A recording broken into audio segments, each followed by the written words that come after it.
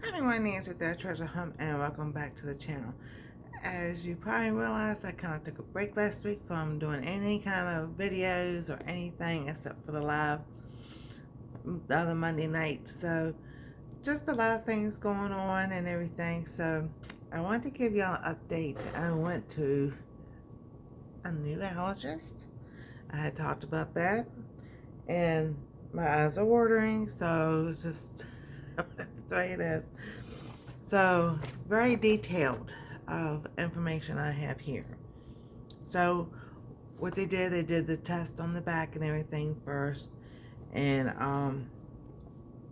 everything came out negative. So, as far as like shellfish, fish, cow, soybean, egg white, sesame, whole wheat, beef, and pork all came out negative. I am going to go for blood work.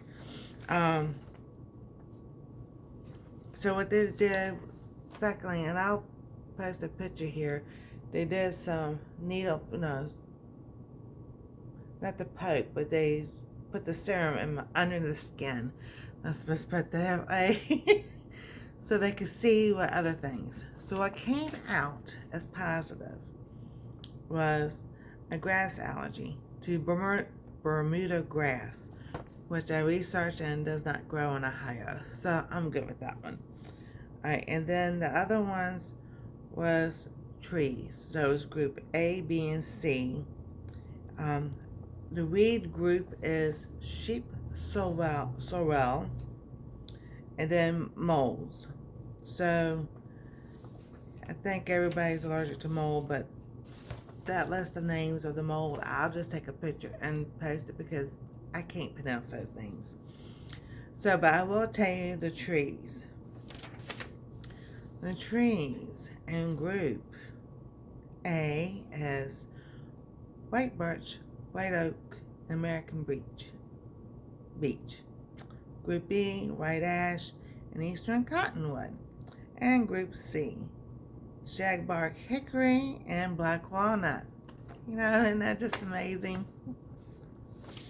Because someone was asking about something good to take, like kind of like a detoxifying goodbye, and I had suggested black walnut and everything. Well, you know, that's a good thing I didn't buy myself some. I would really be, you know, swelling up and everything. So, and because now I found out black walnut, I can't have walnuts. So that makes sense when it comes to the trees and different things. So, I did find out some information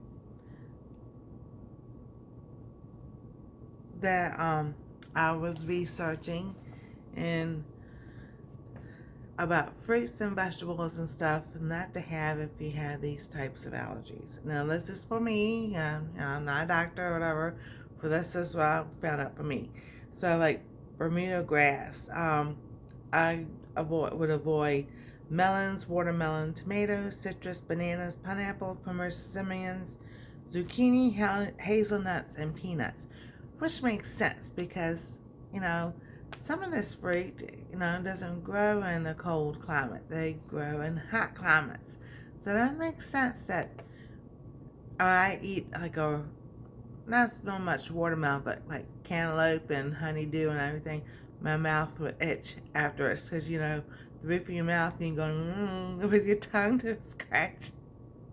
So that makes sense. So, and then the birch, tree, oak, and American beech, hickory, and walnut, kind of like all the same things that can be related. Some people don't have a reaction to, some people do.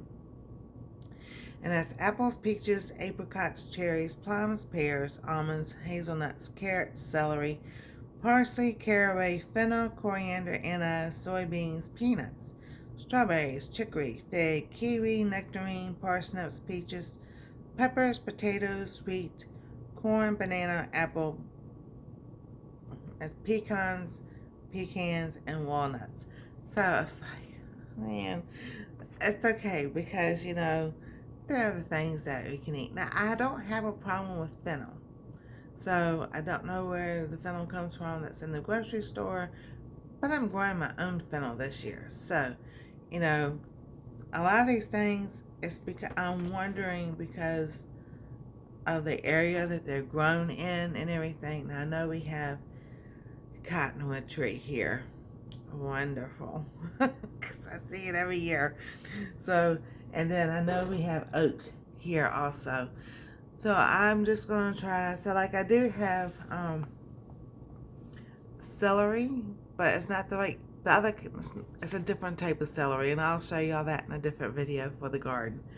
But you know, stuff like the peppers and fennel, carrots, celery, parsley, I can grow my own. So I'm just wondering if, you know, even though it's with the trees and everything, could it be also from the pesticides that we get, you know, we buy it in the store? Could it be some of that? And the odd thing was, I asked that question when they were doing the testing, and the guys go, you know, you're the third person in the week's time. Within a week, I was the third person that asked that question about, you know, could we have a reaction to the pesticides that's on the food? So that's still a good question. You know, keep asking until you get answers, because it could be that one question that you ask that is the answer. So what I did, because my son them like the smoked paprika, and so I googled it. It's Meyer's brand, and they use oak wood to smoke the paprika. So I found out on Google, so I emailed Myers, and they confirmed what I had found. So yeah, no more smoked paprika for me. So we also use Kinder and a few other brands. So I'll be emailing and asking them how do they process their spices and herbs. And come down to it, I'll just grow my own. Or I might just have to go organic, you know, on some things. We shall see. But I will definitely keep y'all up to date. So, as far as the alpha-gal, I don't know. I don't know what was wrong with my hands. They said, you know, he even agreed that sounded like alpha-gal, but he goes, it doesn't go away. He goes, once you have it, you have it. That's just like if you have a shellfish allergy. It doesn't go away. You just don't, you stop eating what aggravates your allergy. So with that, I'm quite sure that Anastsia will not outgrow her dairy allergy either. So, but that's where we are, and we're moving forward and everything. So thank y'all for watching. God bless, stay safe, and we'll see you next time on Our Treasure Home.